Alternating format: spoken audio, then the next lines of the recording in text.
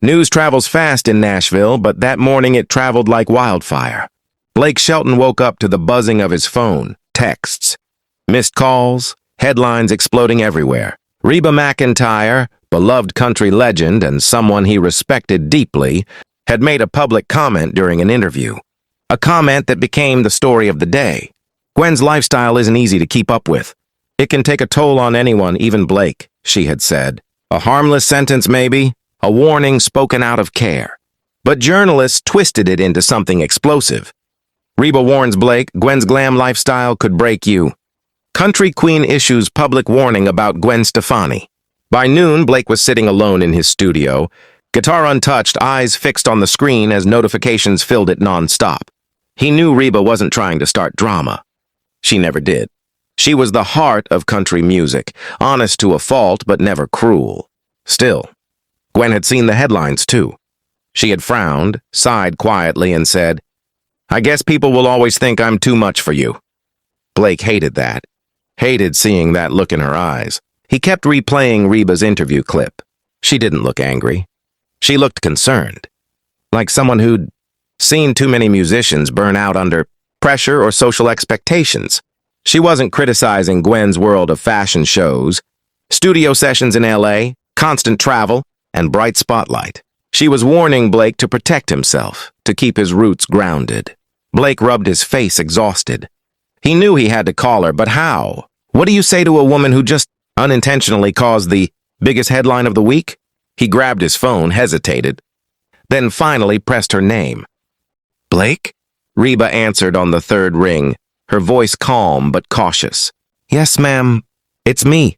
He tried to laugh, but his voice cracked slightly. "I figured you'd call sooner or later." "You okay?" she asked gently. He took a long breath.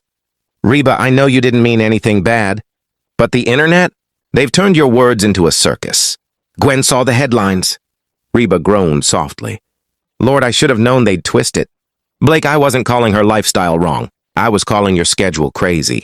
You're in LA, then Nashville, then on some ranch event, then on tour. You're wearing yourself thin." He leaned back in his chair, staring at the ceiling. I know you meant well. I don't want Gwen thinking you're judging her world." "Judging?" Reba chuckled. "Blake, I adore Gwen. She's sunshine wrapped in glitter.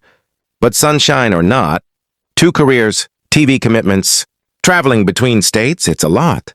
I was worried about you two, not just you." Blake stayed quiet for a moment, running his thumb along the edge of the desk. "I just want us to blend our lives right. My world and hers, they're different planets sometimes." "I know that," she said softly. "That's why I said what I said. People forget you're a human being, not just a star. You've been balancing 2 industries, 2 coasts, 2 lifestyles. That's not easy, honey." Blake finally exhaled, the weight easing from his chest. "Thank you for explaining. I just needed to hear it from you directly. And I needed you to know it came from love, not criticism," Reba replied. Then, after a quiet pause, she added, "You two got something real. Don't let noise, headlines, or anyone's expectations mess with that. Not even mine." Blake smiled softly, relieved. "I won't." Later that afternoon, Blake found Gwen on the porch of their home, sunlight touching the edges of her blonde hair. She was scrolling through her phone, probably still reading articles. He walked over and sat beside her. "Did you talk to her?" she asked without looking up. "Yeah," he replied quietly. "And it wasn't what the media made it out to be." Gwen finally set her phone down. "So what was it?" Blake took her hand gently. "Reba wasn't warning me about you. She was warning me about everything. The travel, the schedules, the pressure. She said she loves you and she meant it." Gwen's shoulders softened a little. "Really?" "Really," he nodded.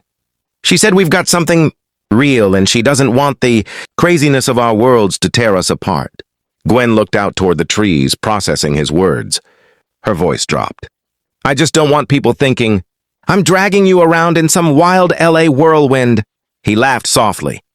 "Gwen, I like your whirlwind. It's mine now, too. But she's right. We gotta protect ourselves. That means resting, slowing down, saying no sometimes, together." Gwen smiled slowly, her defenses melting. "So, Reba wasn't calling me too much?" "She said you're sunshine wrapped in glitter," Blake answered with a grin. That sound like criticism to you? Gwen laughed, finally, freely, and leaned her head on his shoulder. Then maybe we should visit her. Clear the air in person. I was thinking the same thing, he said. She squeezed his hand. Thank you for calling her. Blake looked at her tenderly. I'd call the whole world if it meant protecting what we have. The sun dipped lower, warm and peaceful around them, and in that moment the noise faded. The headlines faded. Only the truth remained.